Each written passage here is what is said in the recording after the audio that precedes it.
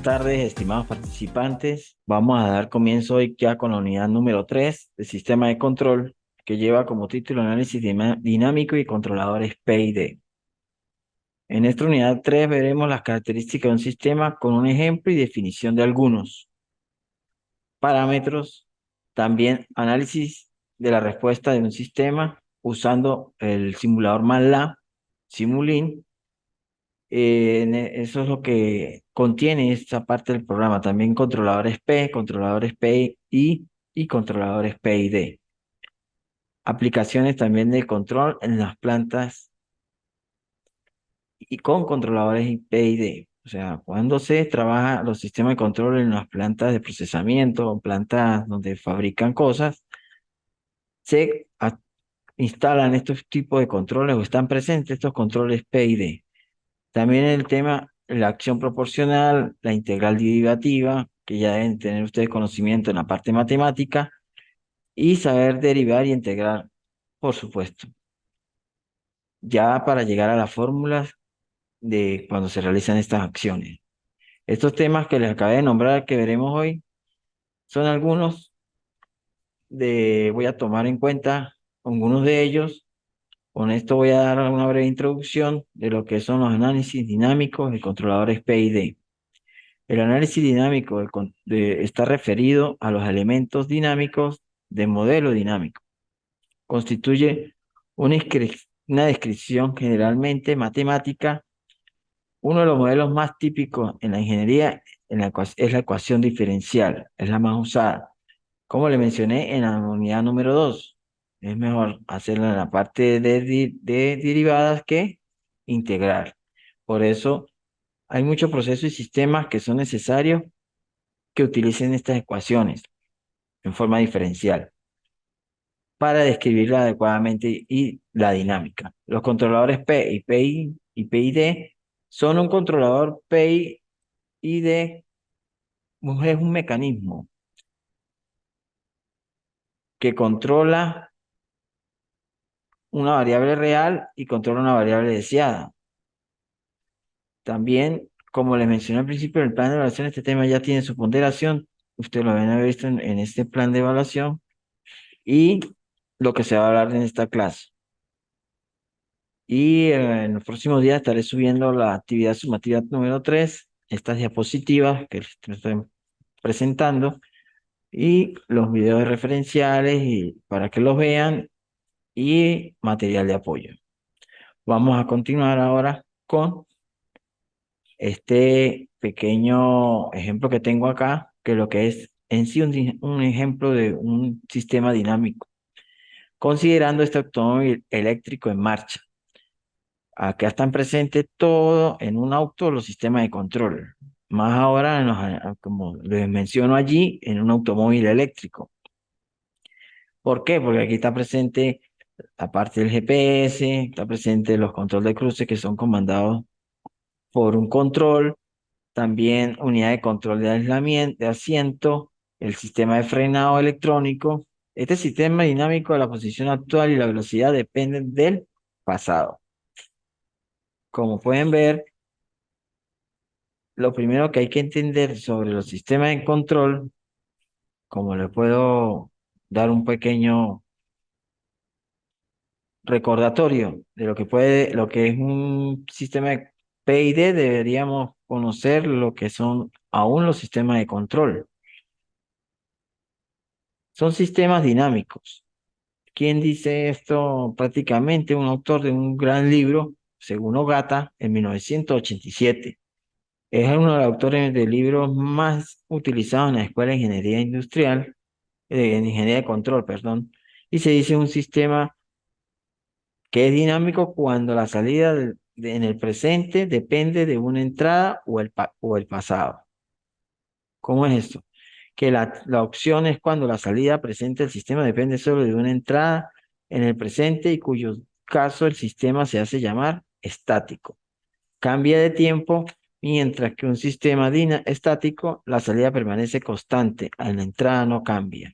Es decir, la salida solo cambia si su entrada cambia. Por eso, con este ejemplo que ustedes observan del automóvil, muestra la velocidad de posición de un vehículo, depende de la entrada del pasado. Todo lo que ustedes observan en esa imagen es solo alguna de las tantas cosas que operan en un auto y en los sistemas de control, como ven, como deberían operar en ese automóvil. La característica de respuesta de un sistema, ejemplo, un ascensor, lo tomé en cuenta allí ese ejemplo para explicar lo que es esta característica que ustedes observan acá abajo. Es la respuesta de un sistema que entran los factores muy importantes, como son la estabilidad, el error, la velocidad y cuáles, le voy a dar una definición de cada una de ellas. Como ustedes observan aquí, estabilidad, exactitud, velocidad, error dinámico y error estacionario.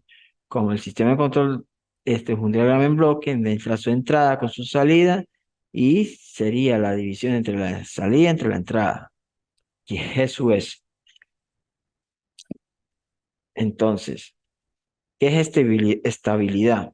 Es la propiedad en que el proceso mantiene a y su S, que es la salida, dentro de ciertos límites al producir un cambio en la entrada US. Lo determina el valor de la señal de salida.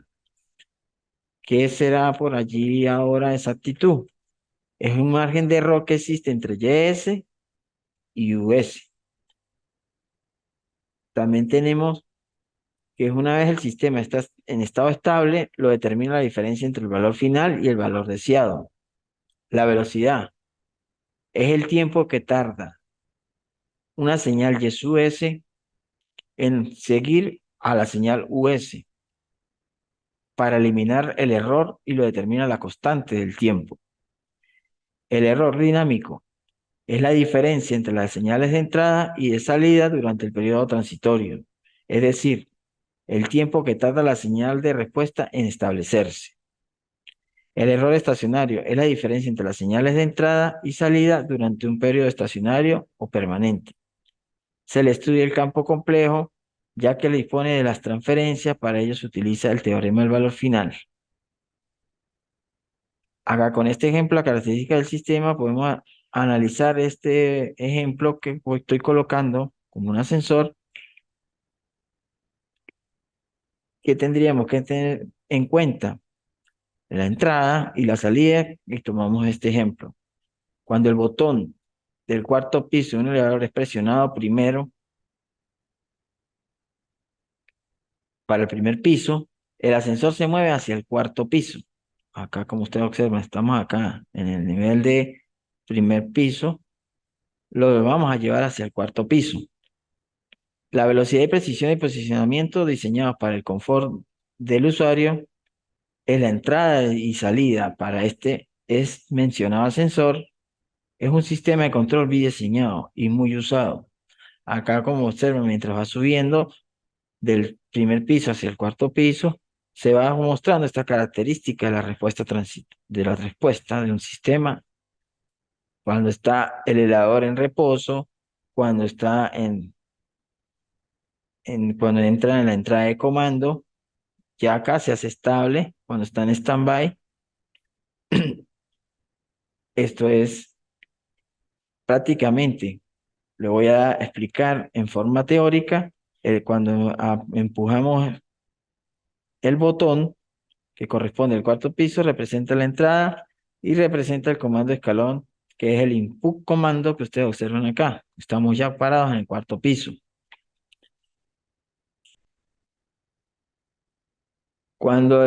Si mencionar la potencia que aquí se muestra, no sería adecuado la salida presente la rapidez y la característica.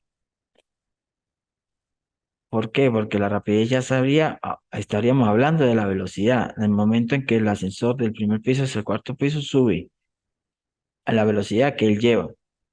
La entrada representa lo que deseamos y la salida, a su vez, el ascensor se detiene. El elevador es mismo, el desplazamiento descrito por la curva marcada. Acá se ve esa curva que después se va haciendo estable. Primero, comparen el cambio instantáneo de la entrada con el cambio gradual de la salida de esta figura.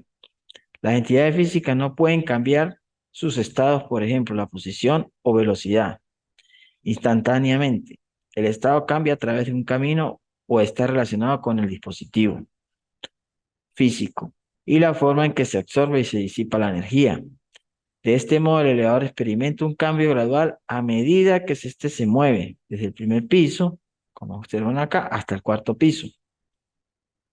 A esta parte de respuesta la llamamos la respuesta transitoria, esta que vemos acá, donde se va haciendo la curva. Y después que la respuesta transitoria es un sistema alcance su respuesta de estado estable, que es lo que estoy mencionando desde hace rato, de acá para acá ya sería estable. Acá le habla ya de estabilidad, que es el primer concepto que les acabé de describir. Ejemplo, cuando esto ocurre en un ascensor, al llegar al cuarto piso, la precisión y nivelación del ascensor en este cuarto piso es el segundo factor, que podría hacerse como la salida que difiera a la entrada.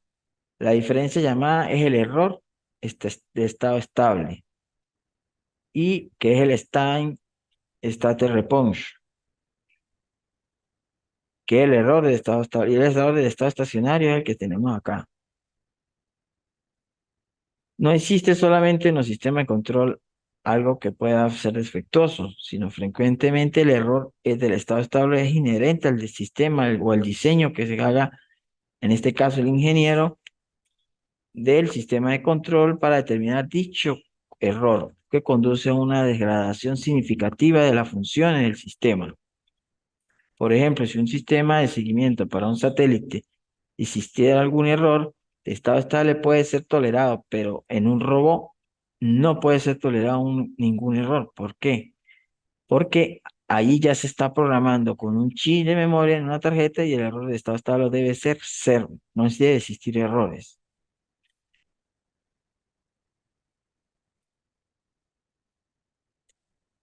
Controladores PID. En este pequeño concepto, un controlador de regulador o regulador PID es un dispositivo que permite controlar un sistema de lazo cerrado para que alcance el estado de salida deseado. Cuando hablamos del controlar un sistema de lazo cerrado, es lo que yo siempre les he hablado en el sistema de control, que es el más adecuado para hacer estos tipos de sistemas. Es el ideal, no el de lazo abierto.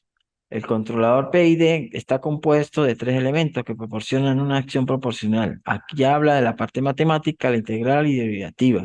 Estas tres acciones son las que dan el nombre del controlador PID. La señal sería aquí representada por esta fórmula K sub P es u t más 1 sobre t y evaluando la integral de 0 a t de su t derivada de t más de t, aquí el tiempo de t sub d ya es derivado en el dominio del tiempo. Como observan en estos pequeños ejemplos que tengo aquí, aquí está el sistema de lazo cerrado. Aquí entraría ya el P, el I y el D. Haciendo el proceso repetitivo, para acá, cuando se habla de controlador P, estamos acá con la semicurva acá para hacerse estable. Ya cuando se habla del control PI, ya observan acá que hay un inicio de la integral. Este pico que ven acá vuelve y empieza otra señal. Y cuando hablamos de la señal PD,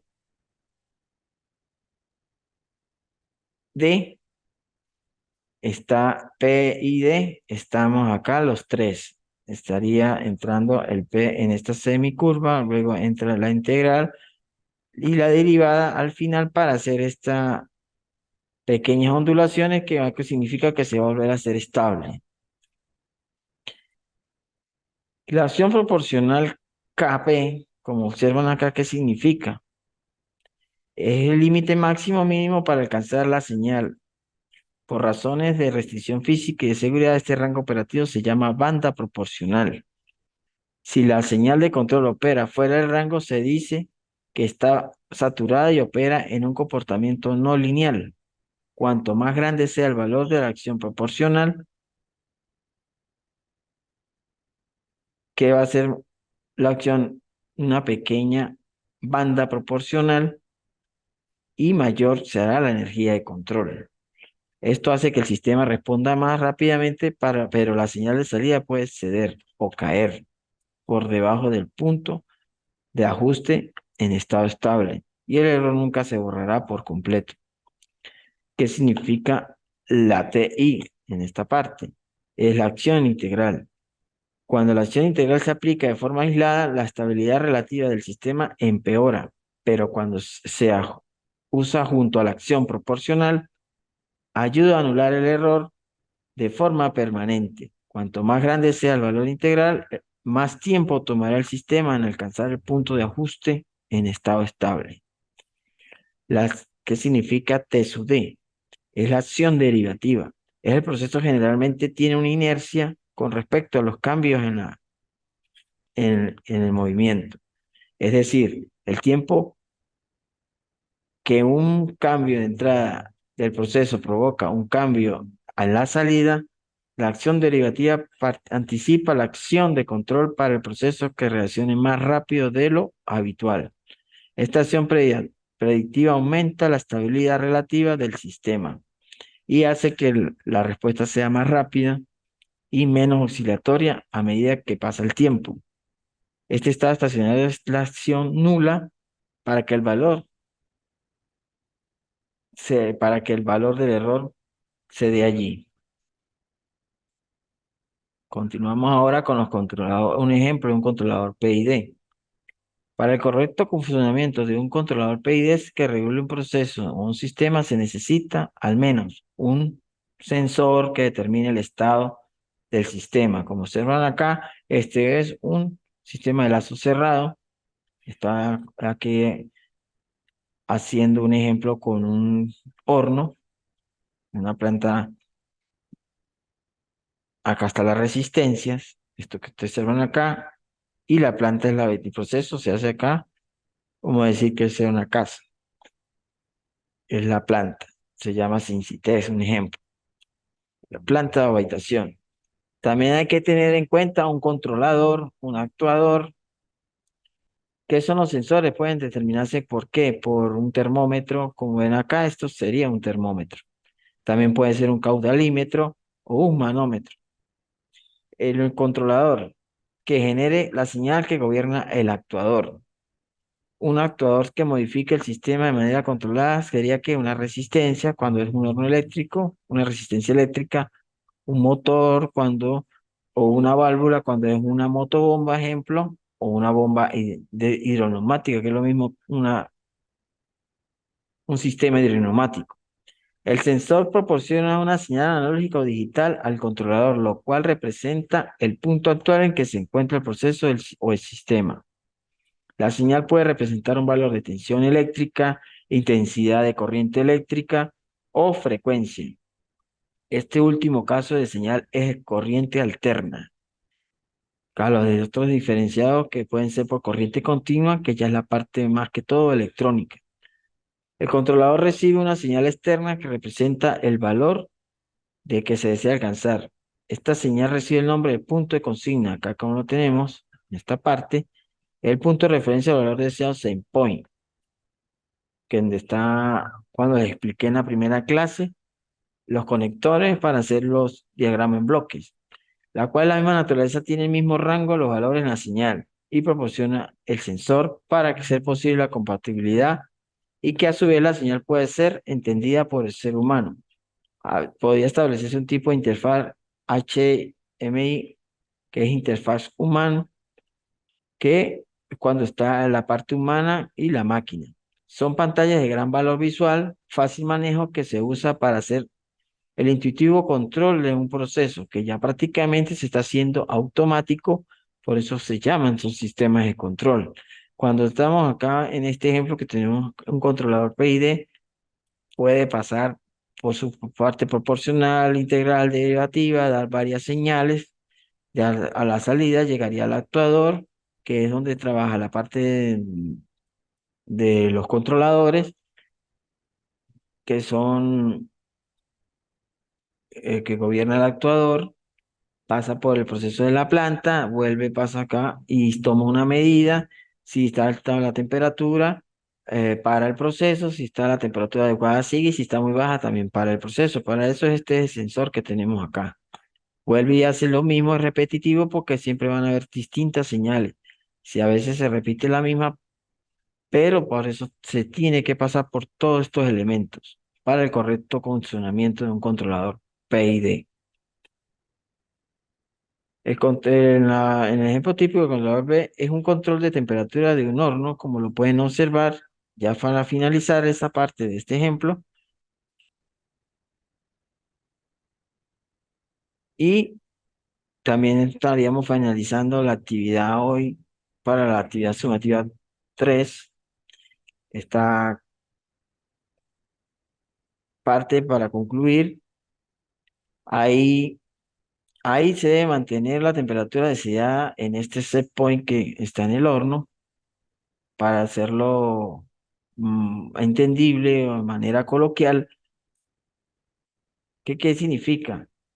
Que debe pasar primero por esta resistencia que puede ser de un alto valor para que caliente bastante y después pasa por una temperatura acá que la puede sensar una termocupla PT100, un ejemplo, y poder modificar la temperatura del horno mediante un actuador. Por ejemplo, la resistencia eléctrica llega a su valor set point para no quemarla. Esto más que todo se cuida mucho lo que es los implementos que están allí. El del horno, si el horno trabaja con resistencia, se cuida con con este tipo de conexión de lazo cerrado y con este sistema hecho para que trabaje automáticamente. A lo largo del tiempo, la relevancia de los controladores PDB sigue siendo satisfactoria en varios equipos de automatización. Ya se comercializan varios aparatos que ya sensan y toman lecturas con el tiempo con ese control como una opcional de operación.